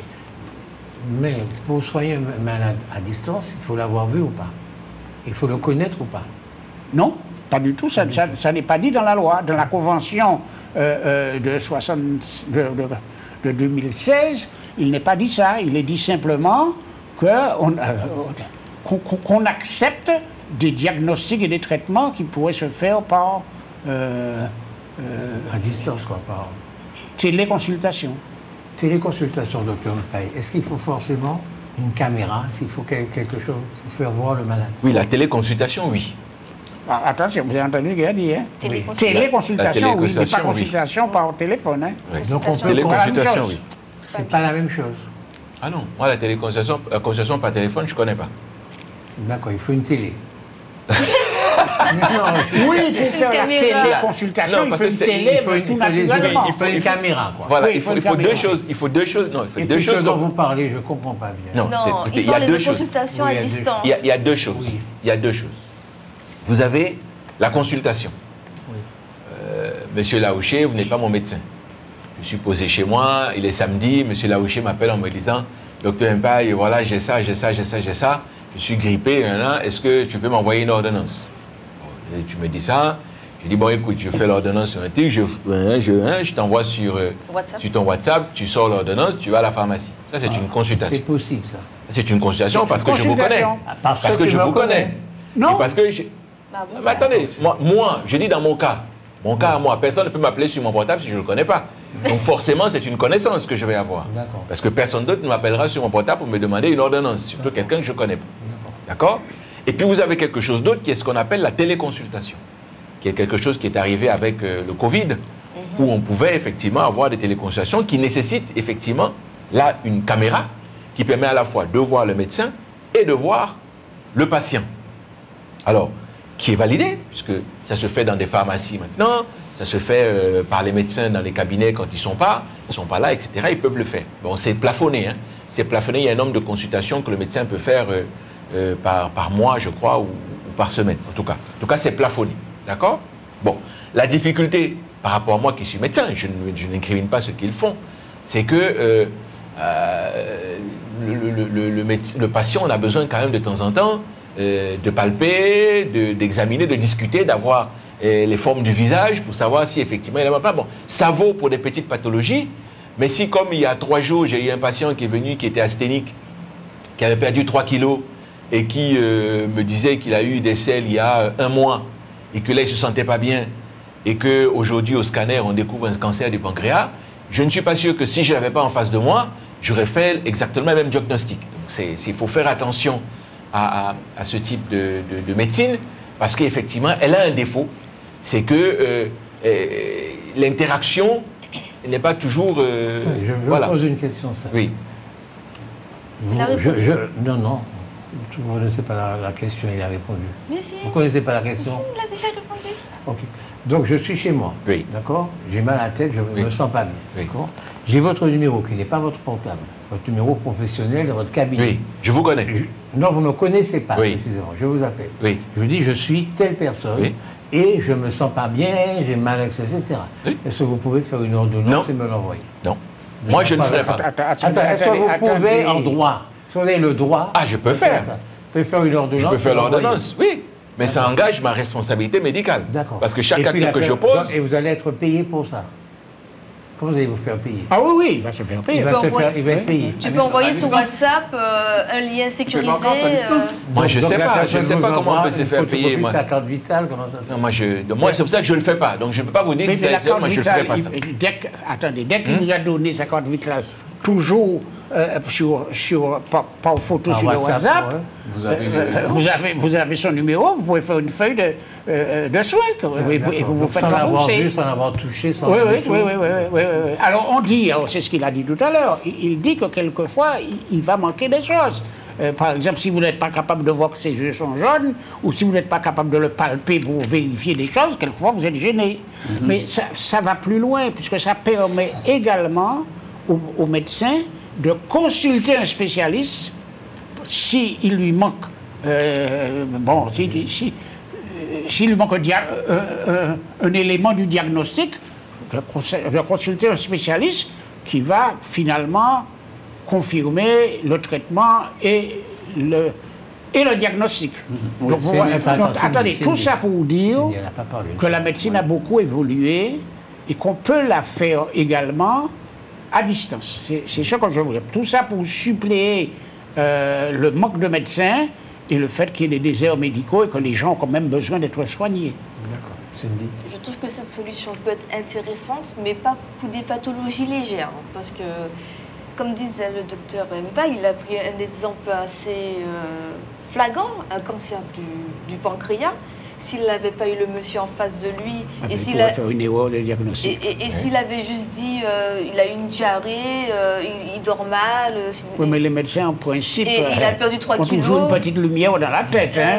Moi, voilà, parce que même les médecins se trompent, même quand il vous a devant vous, parce que ça m'est déjà arrivé, que des médecins se sont trompés sur la pathologie, et puis que j'ai déjà dû voir 3 ou 2 médecins encore. Donc imaginez si c'était à distance. Donc je peux comprendre qu'on a mis des outils en place parce qu'il y a des déserts médicaux et parce qu'il y a des personnes qui ont besoin d'être soignées, mais je pense que la présence physique est importante. La psychiatrie, c'est quand même un peu plus compliqué que le reste. Oui, c'est vrai. Vous avez dit que vous avez vu beaucoup de médecins. Non, pour une pathologie XY, on m'a dit c'est ça, après je reviens, je suis encore plus malade, le médecin m'a dit c'est pas ça, on me donne d'autres médicaments et c'est pas ça. Donc alors, au final... Je voulais quand même poser une question au docteur Mpaï, alors toujours dans la médecine. Alors il y a un gros progrès, enfin je dis ça parce que je veux parler du traitement de l'obésité. Parce que vous savez que l'obésité est quand même très présente à la Martinique. Et on a fait d'énormes progrès concernant l'obésité. Ou si vous préférez mieux, le traitement de l'obésité à travers des thérapeutiques qui sont jugées pas trop dangereuses.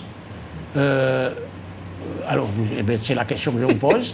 Est-ce que vous trouvez ces traitements dangereux sur... Les nouveaux médicaments pour maigrir, en fait. Sous les 3 spécialités connues, est-ce que... C'est des médicaments de diabétique. Vous savez, je suis quelqu'un d'assez... Je commence à faire partie de l'ancien monde, comme dirait. C'est-à-dire, je fais très attention à ce que je dis. Vous savez, j'ai assisté à l'évolution de la médecine, à l'évolution de nouveaux médicaments, les nouvelles technologies, les nouvelles façons de faire. Et ce qui m'a marqué le plus, c'était quand j'étais, il y a une quinzaine d'années, on a sorti un médicament qui permettait justement de traiter le diabète à l'époque. Alors avec ce pas du... Non, je ne dirais pas le nom du médicament. C'est ça. Il nous a bien fait voyager. On est parti à, je ne sais plus dans quelle île, là. Dans quelle île, je ne sais plus où, là. C'était l'île de Trump, d'ailleurs. Je crois que c'était Trump qui avait cette île-là, une île voisine ici, où chaque chambre faisait à peu près 180 mètres carrés avec piscine individuelle. Ah, c'est sûr. C'était quelque part par là. On était très bien logés. Et puis, c'était pour nous inciter à produire ce médicament. Et puis, 15 jours après qu'on soit sortis de l'hôtel, on a dit que le médicament a fait quelques morts et qu'il fallait s'arrêter de les produire. Bon, bref. Donc, du coup, je suis quelqu'un de très sceptique quant aux nouveaux médicaments, surtout quand ils sont employés dans des indications qui sont celles-là. Parce que quand on dit un médicament fait perdre du poids, d'ailleurs, je voulais dire que les premiers médicaments qui ont été sortis, c'est un vaccin qu'on donne, d'accord, qui permet en fait de faire quoi? Qui fait diminuer effectivement la maigriture, mais il ne fait pas diminuer tant que ça. Nous sommes aux alentours de 7-8 kilos. C'est pas énorme. Il fait diminuer non, c'est pas 5 kilos. Vous êtes entre 5 et 10 kilos de son poids. Oui. Non, de pourcentage. Pourcentage. 5 à 10% de son poids. C'est pas énorme. C'est-à-dire que quelqu'un qui fait 100 kilos, c'est que 10 kilos. Hein. Oui, quelqu'un qui en fait 80... plus que 80 kilos. Oui, mais c'est pas... Non, c'est pas beaucoup. Non, c'est pas beaucoup. Excusez-moi. C'est beaucoup. Non, laissez-moi mais finir. je connais des personnes qui ont utilisé ce médicament dont vous parlez. Laissez-moi finir. Et quoi? Et c'est beaucoup. Parce qu'ils perdent du... Non, mais laissez-moi finir. 10%. Est-ce que je peux finir mon raisonnement? Oui. Quand vous faites ça dans le cadre d'une pathologie, perdre 10 kilos, c'est bien. puisque c'est dans le cadre d'une pathologie. Si vous faites ça dans le cadre du diabète, que vous perdez 10 kilos dans le cadre du diabète, vous savez qu'en termes d'hémoglobine glyquée, donc en termes de captation d'insuline pour pouvoir traiter le sucre que vous ingérez, c'est important. Mais quand vous faites ça à quelqu'un qui n'est pas diabétique, faites à quelqu'un qui n'est pas diabétique, ça veut dire que vous allez lui donner cette injection-là pour le restant de ses jours, pour quelque chose dont il peut gérer en faisant une hygiène alimentaire. Tout ça pour dire quoi? Que le médicament à lui seul ne suffit pas. Je sais que je suis en train de Mais non, c'est ça le problème. Le problème, c'est que il doit avoir, à côté d'une injection de traitement, il doit avoir un suivi. Un suivi assuré par un professionnel. Parce que s'il n'y a pas le suivi assuré par un professionnel, vous faites quoi? Vous faites l'injection. Au bout de 6 mois, vous avez perdu vos 10 kilos, imaginons. Je reviens vous voir, vous dites, bon, la piqûre me coûte trop cher. Parce qu'aujourd'hui, elle a plus de 100 euros. Hein. Imaginons même voilà. Imaginons même qu'elle soit remboursée plus tard. D'accord? Est-ce qu'elle est remboursée actuellement? Oui, actuellement, non. Mais on a proposé, on va vers le remboursement. D'accord. Ça va encore nous coûter cher à la Sécu. N'oublions pas. D'accord? Mais qu'est-ce qu'on va assister le jour où vous arrêtez le traitement? Parce que vous continuez à aller dans les grands centres commerciaux à vous empiffrer de McDo ou de toutes les cochonneries que nous mange et de soda. Et que vous reprenez 10 kilos 15 jours plus tard. Vous allez de nouveau vous piquer? Alors si c'est ça la santé, moi je suis navré. C'est pas comme ça qu'on soigne. Parce que c'est pas pour ça que j'ai été ou que j'ai fait des études de médecine. Oui, j'ai fait des études de médecine pour qu'il y ait un suivi. Voilà. Il y a un truc que je ne comprends pas dans tous vos échanges. La première des choses, je vois que vous n'êtes pas très clair, très à l'aise dans la définition de téléconsultation et consultation. Il a dit quoi? Télé, il faut une télé. Ouais. Et il faut une mais je pense qu'il faut quand même, dans la définition juridique, et voire jurisprudentielle s'il y a un conflit, que les deux mots soient clairement définis. À mon avis, de façon générale, quand on dit télé, c'est automatiquement une action à distance, quelle que soit la forme d'instrument utilisé. Mais s'il faut préciser, pour des raisons techniques, que la téléconsultation doit être supportée par un matériel précis avec des définitions. Donc à ce moment-là, je vois qu'il faut éclaircir ça. Mais l'autre problème que je me rends compte, c'est que dans un pays comme la France, comme nous, en Outre-mer aussi, où le maillage national était organisé, il y avait des médecins partout, on a du mal à travailler à distance parce qu'on a un professionnel à proximité. Mais si on se retrouve dans des pays comme en Australie, où les distances sont très très longues, où il y a beaucoup de maisons isolées, où il n'y a pas de concentration médicale. Dans ces pays-là, depuis très très longtemps, ils ont admis quasiment tout à distance. Oui. Donc c'est, à mon avis, c'est la France qui traîne les pieds, ou encore les professionnels médicaux, qui, sous couvert de confusion médicale et commerciale, ne sont pas prêtes à laisser l'évolution pas laisser l'évolution prendre son sens. Non, mais il y a un peu de ça. Il y a une question, il y a une question de rentabilité dans ça. Une réticence des médecins. Il y a une réticence des médecins au motif de gains financiers. Mais non, pourquoi? Je gagnerais plus facilement en consultation en étant dans mon lit. En disant à quelqu'un, prends des doliprane et fais ceci, je mets la caisse passée, que de l'avoir en présentiel. Mais ça n'a rien, au contraire. Au contraire. Sauf que nous avons du mal, en France d'ailleurs, à prendre le pli de l'évolution ou de changement des habitudes. Oui. Parce que, je vous dis, je reprends Suède ou Australie ou Afrique du Sud, les distances sont longues, les maisons sont isolées. Ils ont déjà résolu ce problème-là, ils n'ont plus ce problème-là à résoudre. Mais ça vient quand même. Nous sommes encore à ce stade-là en France. Mais nous sommes d'accord. Mais je voudrais quand même préciser, par rapport à cette épidémie d'obésité que nous avons à la Martinique, alors si je suis d'accord que c'est quelque chose de très suivi, moi, j'ai voulu dire qu'il y avait une avancée de la médecine. Pourquoi? Parce que ces produits en question qu'on donne par voie sous-cutanée, on va dire. Bon, c'est une piqûre par semaine. Donc chaque semaine, on fait une piqûre sur, il a dit, à peu près 3 mois, 6 mois. Bon, très bien. Mais ce qui est important, c'est le comprendre. Alors, on dit que généralement, ça intervient sur votre appétit. Oui.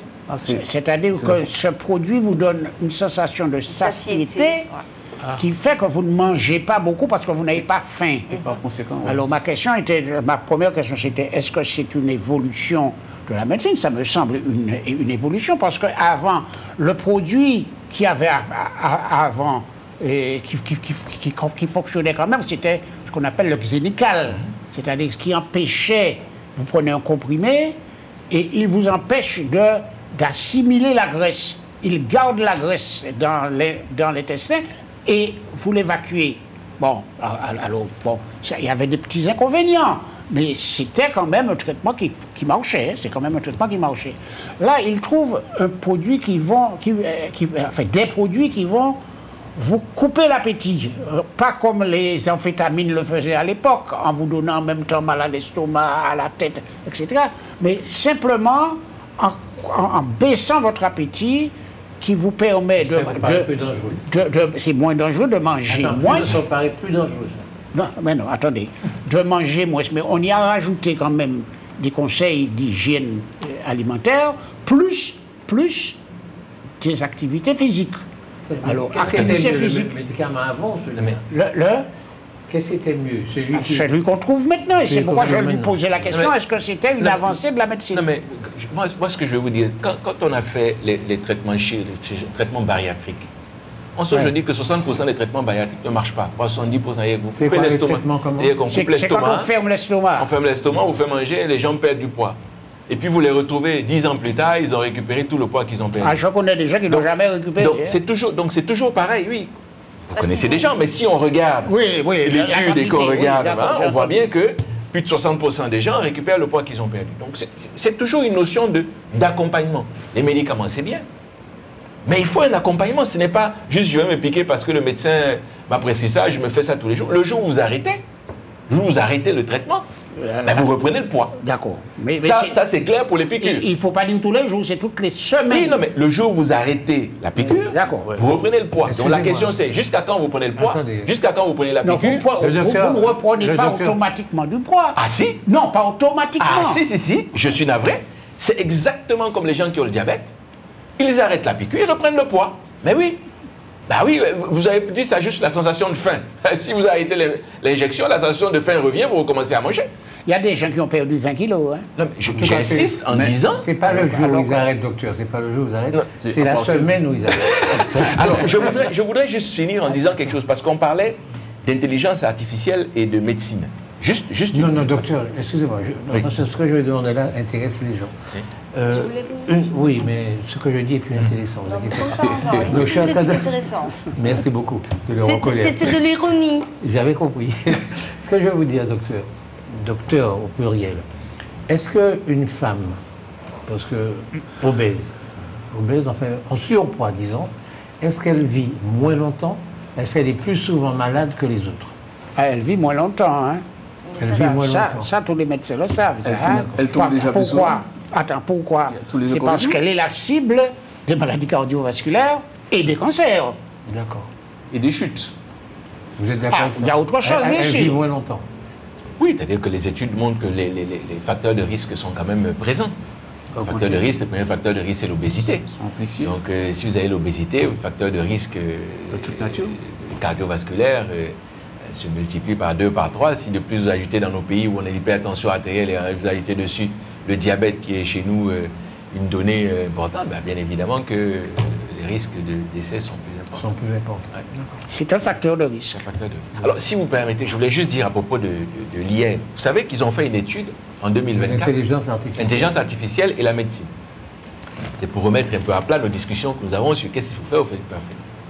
Et ils ont essayé de comparer en 2024. Ils se sont dit, on va comparer médecin seul et intelligence artificielle. Diagnostic. On met les symptômes, et on teste un panel de médecins et on teste l'IA. On s'est rendu compte que l'IA, 87% des diagnostics positifs, les médecins, 65%. Il y a quelques mois, il faut un autre test. Alors, ChatGPT, on était à 4, là on est passé à un ChatGPT qui est un peu plus puissant. Et là, c'est pratiquement de 1 sur 3. C'est-à-dire que quand nous, on en trouve un, l'intelligence artificielle en trouve 3.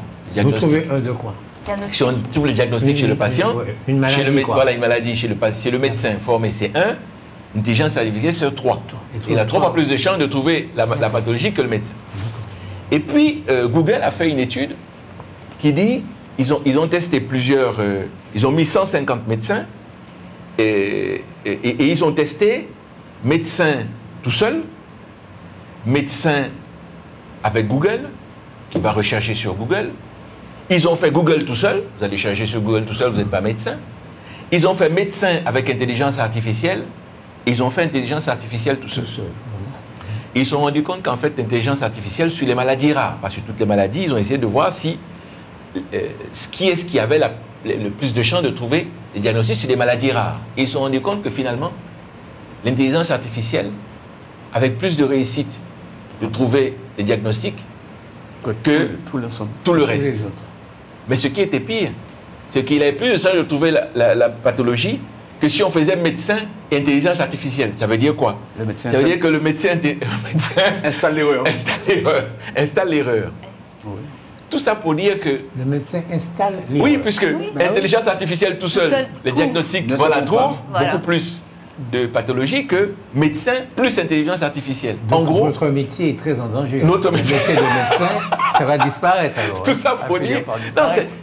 c'est des vraies discussions pour dire que au moment où nous on s'interroge là aujourd'hui sur la médecine à distance, finalement, demain, on n'aura plus besoin de nous. Il suffira d'aller sur l'OpenAI là, et puis de mettre les symptômes que nous avons, et puis il vous dira exactement ce que vous avez et quel examen vous devez aller faire, pour quel diagnostic vous devez faire et pour quel traitement vous devez avoir. Non, mais au Vous voyez, Japon, je veux juste dire- c'est juste pour dire un peu l'évolution de la médecine. La vitesse. On ne se rend pas compte finalement quand on est là comme ça en train de discuter de ce qui nous attend dans les 10 prochaines années. Mais en réalité, Oui, c'est le pas changement, loin, hein. C'est le pas changement loin. va être Brutal. terrifiant et brutal. C'est Non, pas mais loin. au Ouais. Japon, ça existe déjà. Il y a des sortes de cabines qui ressemblent à des cabines téléphoniques. Tu rentres dedans, une machine te scanne de tous les côtés. Absolument. Et après, des papiers sortent et puis ça te donne ton diagnostic sur ce smartphone. Ça te donne le diagnostic sur smartphone. Vous avez tant de pression artérielle, votre rythme cardiaque, c'est ça. Alors, Voilà. Oui, ce oui. que tu dis là, c'était fait au Mali il y a 7 ans. Ah bon. Au Mali. Bon, moi j'ai vu ça au Japon récemment. Mais les pays qui ont moins de médecins ont plus intérêt à faire Enfin, ça que les autres. hein. évidemment, c'est la J'ai vu ça au Japon et c'était assez impressionnant, hein, vraiment. Mali, Bénin, Côte d'Ivoire font tout ça. Cindy aime beaucoup les vacances, on a compris ça. Et elle aime aussi ne pas payer d'impôts. C'est pour ça qu'elle veut nous parler de l'année blanche. Alors, qu'est-ce que c'est l'année blanche? Alors, si vous avez écouté un peu les informations, nous avons notre cher Premier ministre, Ministre des Finances. M. Bayou, qui a fait une proposition de loi pour les finances. Et en fait, il a proposé de supprimer 2 jours fériés, que nous allons faire une année blanche, c'est-à-dire que nous allons relancer le même budget que l'année dernière. Sauf qu'il n'y aura pas d'augmentation sur les salaires, puisque, comme vous avez pu constater, la TVA augmente, les taxes augmentent, mais les salaires sont figés. Et du coup, les Français vont devoir encore payer plus. La vie devient plus chère parce que les taxes et la TVA augmentent. Il a proposé également... bon, en tout cas, c'est la tranche de la population la plus basse, comme disait M. Charlotte, qui vont subir encore les restrictions.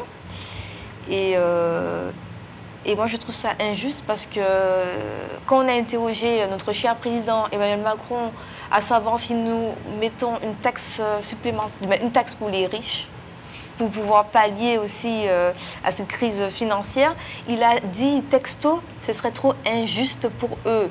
Mais ce n'est pas injuste de retirer 2 jours fériés, et on va travailler, mais qu'on ne sera pas payé ces jours-là.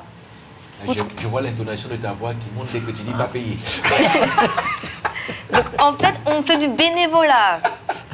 Donc, je ne comprends pas comment c'est injuste pour des personnes qui brassent des milliers d'euros à ne pas croire sans faire. Limite, s'ils pouvaient faire du papier toilette avec l'argent qu'ils brassent, tellement qu'il y en a. Non, moi je trouve pas ça normal que ce soit encore la basse population qui trime, qui a du mal à payer son loyer, qui a du mal à payer de chauffage. On ne sait même pas comment ils vont survivre l'hiver qui arrive là. Mais c'est ce que j'appelle la faillite de la France. Alors, la faillite de la France, c'est la même faillite que les pays occidentaux, c'est ce que j'ai dit. Et vous avez vu que cette semaine, la Chine a montré ses ergots. La Chine, c'est quoi? La Chine, c'est le reste du monde. Donc, le reste du monde, et c'est, quand je parle du reste du monde, je veux dire la Chine, la Russie, je veux parler de l'Inde et également des pays africains et des pays latino-américains. Tous ces pays-là ont décidé d'avoir une autre façon de voir le monde. Parce que vous voyez qu'en face, dans les pays occidentaux, la démocratie ne semble pas fonctionner.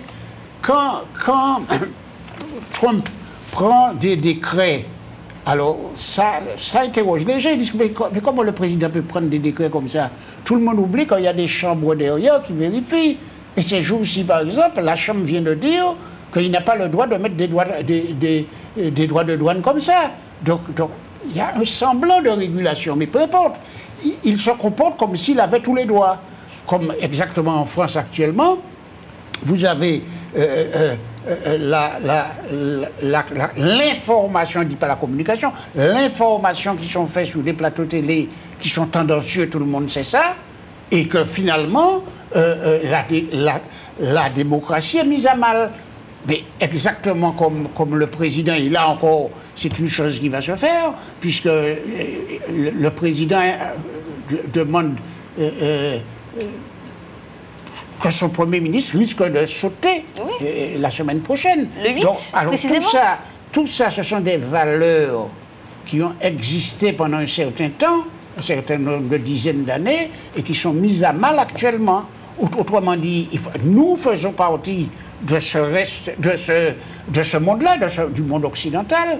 Alors la question est de savoir, est-ce que, pour revenir à la Martinique, est-ce que nous pouvons résoudre nos problèmes avec les mêmes lois que la France et que l'Occident, ou est-ce que, puisqu'on parle beaucoup de congrès, ou est-ce que la Martinique ne doit pas prendre une autre voie plus adaptée à nos problèmes qui nous permettrait d'avancer par rapport à la drogue, par rapport à l'insécurité, par rapport à l'éducation, par rapport à tout ça.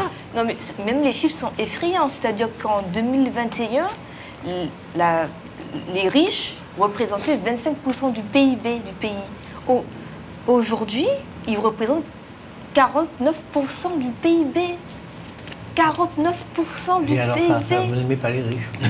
Non mais, monsieur Larocher, soyons sérieux 2 minutes. Mais je suis sérieux. Je suis sérieux. Ce sont les... Vous parlez des grandes fortunes. Des 100... Les 440 des 100 personnes. Les 440. Non, mais vous parlez de 100 à 200 personnes, là. Oui, ces gens-là possèdent 49% du PIB de la France. Ils les ont volés. Ils les ont Vous volés. n'avez pas vu la marche, ça veut dire que notre président favorise des personnes qui sont déjà riches, il les enrichit encore plus, appauvrit la population. J'aurais compris si on enrichissait les riches pour qu'ils puissent faire développer l'économie. C'est ce qu'ils font. Non. On a montré que C'est ce qu'on appelle le ruissellement. Non, le ruissellement n'existe pas. La fontaine est fermée. Voilà, la fontaine est fermée. C'est-à-dire que... Attendez, il faut être sérieux. Non, je suis sérieuse. On donne de l'argent, on donne des subventions financières à des entreprises en pensant qu'ils vont embaucher. Ils n'embauchent pas parce qu'il n'y a pas de contrôle. Et moi, je n'invente rien. Ce sont des informations qui ont circulé. Non, monsieur Laroche, arrêtez de dire ça. Arrêtez de dire, mais non. Je suis en train de vous dire que Vive les pauvres. lorsque vous êtes responsable d'un pays capitaliste, qu'il vous faut attirer des capitalistes. Il n'y a pas eu de... Mais enfin, la France, c'est le 7e pays du monde, elle est développée. La France est un pays développé. Écoutez, c'est pas vous qui l'avez développé. Bon, laissez-moi finir mon raisonnement. Il y a des gens qui investissent dans ce pays et qui emploient des gens. Arrêtez. Comment arrêter? Il n'y a pas des gens qui Regardez, investissent. Air Caraïbes, on n'a pas donné... Est-ce qu'on peut discuter sans s'énerver? Je ne peux pas parler. Je ne peux pas parler. Non, mais laissez-moi parler. Je n'invente rien, ce sont des études qui ont été Mais montrées. Il y a même des départements... laissez-moi finir. Il y a même ce des que j'ai à députés dire. qui ont dénoncé ça, Mais je qui ont m'en fous de dénoncé ce que ça. disent les députés, je suis aussi intelligent qu'eux, capable de parler, capable de réfléchir. Attendez, je n'ai rien à faire des députés, je suis capable de réfléchir pour moi-même. Ce que je suis en train de vous dire, c'est qu'en régime capitaliste, il y a des gens qui sont riches, qui prennent leur argent et qui investissent, qui prennent le risque, qui investissent. Le ruissellement. Oui, c'est pas seulement le ruissellement, ils créent des emplois. Ça s'appelle le ruissellement. Non, le ruissellement, c'est un petit peu autre chose, mais peu importe. Le une ruissellement, variante c'est de quand... l'économie. C'est quand... C'est une variante de l'économie. C'est pas la même chose. Vas-y, C'est pas la même vas-y. chose. On est dans la théorie. Dans la théorie, Donc, oui. c'est pas la théorie. On est dans la Il y a théorie, bien des monsieur entreprises Larocher. qui emploient des gens. Regardez l'entreprise Bon, laissez-moi Renault. finir. Mais ça ne veut pas dire que... Renault, on a donné des subventions pour les aider, pour Mais ça, embaucher. ça. Et puis là, on découvre qu'il y a des sursis Mais c'est systèmes qui sûr. ferment, Oui, qui ont alors, fermé. moralité, il n'y a ont pas tout fermé. d'investisseurs en France. Ah. Alors moi, C'est je bon, vous la dis, théorie, je suis c'est joli, président hein. de la République. Ok. D'accord. J'ai besoin que des capitalistes viennent dans mon pays Amener des pour capitaux. investir, amener des capitaux et Développer. investir. Si je les taxe, si chaque fois qu'il investit, je prends 80% de son investissement, il ne viendra pas. Il faut bien... 80%, c'est 5%. Enfin, peu importe. Je veux dire, si... Attendez, mais je pense sérieusement. Bon, vous là, dites il faut- 80%. Laissez-moi finir. Moi, je suis en train de vous dire. Si un riche est imposé en France à 7%, et qu'il est imposé en Angleterre à 1%, il ira en Angleterre. C'est vous qui racontez ça, monsieur Larocher. Les entreprises sont taxées aux États-Unis. D'accord, j'ai jamais Et vous pensez que les entreprises ont quitté Non, les mais- États-Unis pour autant? Tout le monde dit ce que je dis là. Non, non, Quand vous docteur êtes en Montesquieu, première année d'économie dans n'importe c'est vrai, il quelle est pas fac, parti. vous apprenez ce que je Il dis. n'est pas parti. Je voudrais faire... Ils vont que pas c'est pas partir. Ils sont pas partis.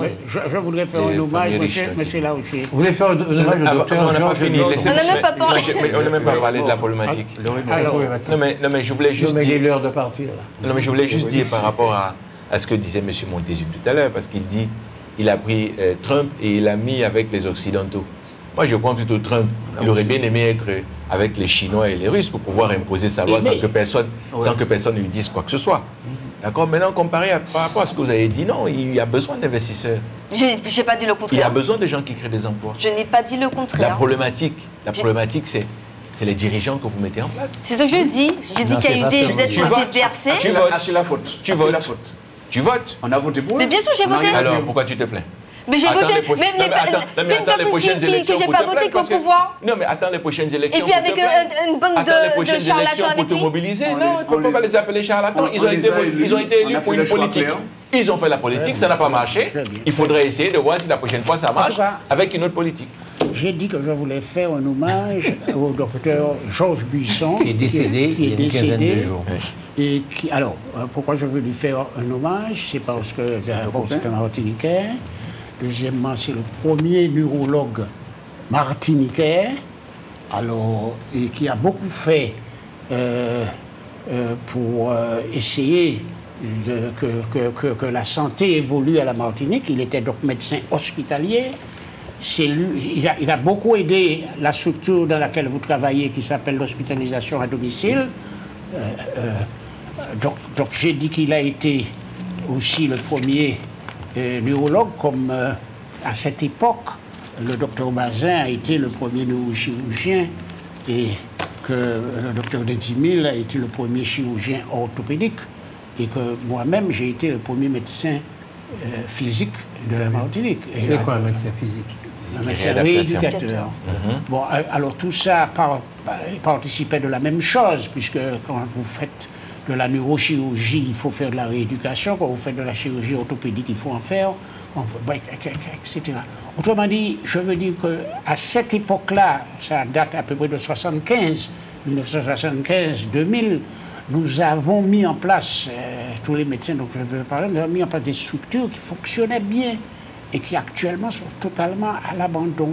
C'est-à-dire que c'est extrêmement difficile de trouver un neurologue à la Martinique. Il n'y a pas suffisamment de prise en charge en rééducation et que bon, la santé et toutes les structures que nous avons mises en place sont des structures qui, comme on dit, se cassent la gueule Est-ce qu'il actuellement. ne faudrait pas organiser la télémédecine, l'organiser? Alors, est-ce que c'est organisé à la Martinique?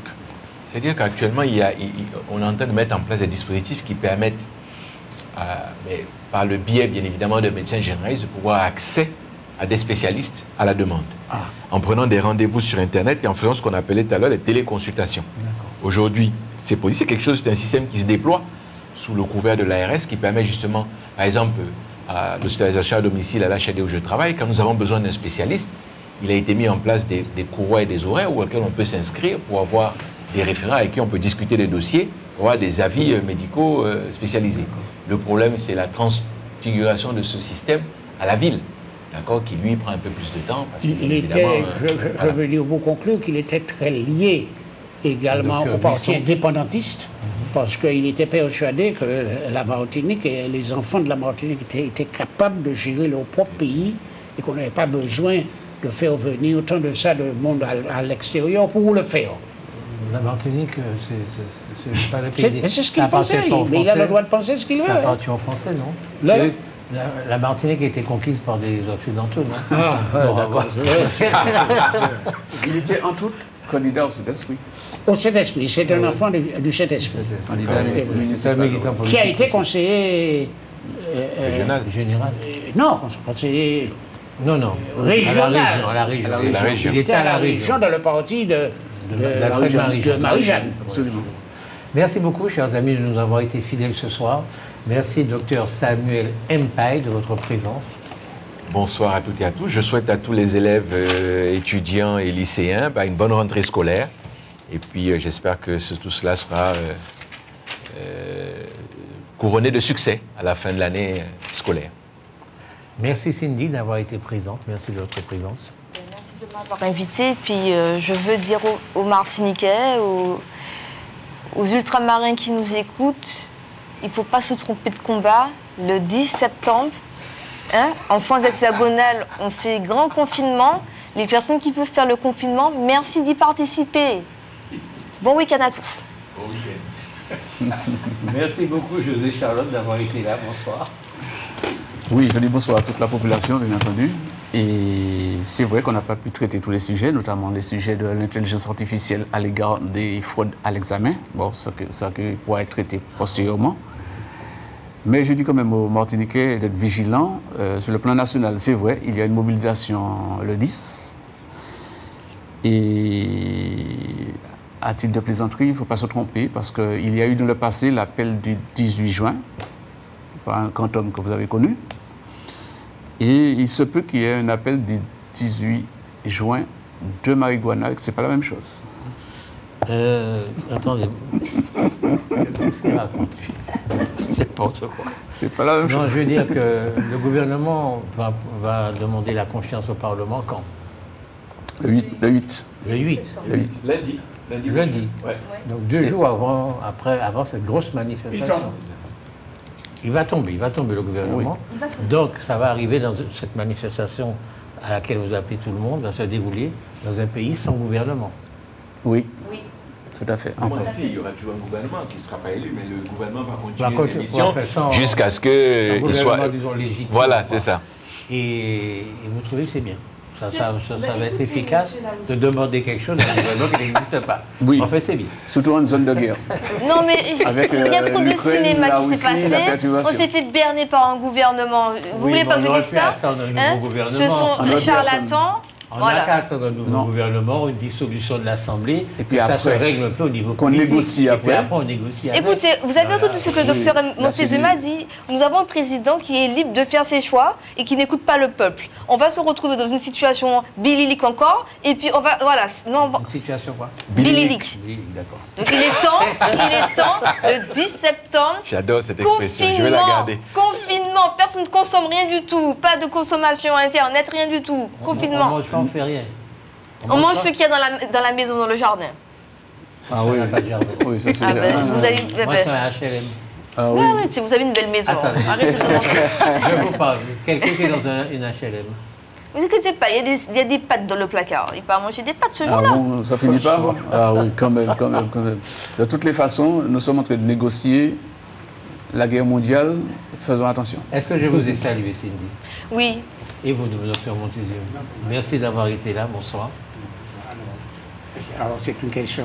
Est-ce qu'il faut démontrer qu'on est d'abord capable de gérer ce qui est de notre compétence dans ce pays Martinique avant de demander d'autres compétences ou alors l'inverse? Il n'y a rien que nous puissions faire qui nous ait été interdit. Voilà. C'est-à-dire que lorsque Retailleau arrive ici, si on lui avait dit voilà ce qu'il nous faut pour protéger la Martinique, il n'aurait peut-être pas dit non. Alors, on ne lui propose jamais rien. Alors bonsoir à toutes et à tous. C'était le bon mot de la fin. Voilà, bon mot de la fin. Mais docteur Montezuma, gérons l'eau, le transport, les déchets d'abord. Oui. et l'action sociale qui est aussi de notre compétence. En effet. Attends, il y a l'eau aussi. Il y a l'eau. Ah, il y a l'eau. Oui, l'eau, le transport. Et les déchets. Oui, c'est à l'eau, ça. Ça, c'est à nous, ça. C'est à nous, ça. Puis les écoles aussi au niveau primaire. Oui, tout ça fait déjà beaucoup de marche. Tout ça, Ça fait déjà On a déjà, et tout ça marche très, très, très, toute très. l'action Ça fait sociale. beaucoup Et d'échecs. tout ça marche très, très, très, très, très, très, très, très bien. Lui, il parle des choses, vous quoi dire? C'est de l'ironie. C'est de l'ironie. C'est de l'ironie. Vous êtes fort, hein? Vous n'êtes pas seul à manipuler l'ironie. Merci Jordan Adélaïde, pour votre excellente réalisation. Puis je suis tellement content parce que les vacances de Jean-Michel Césaire se terminent. Donc il sera là la semaine prochaine. Je suis très content qu'il ne soit plus en vacances. Oh là là. Alors qu'ils disent, j'espère qu'il a passé de bonnes vacances, c'est retour au travail. Permettez-lui de se reposer. Merci beaucoup. À bientôt.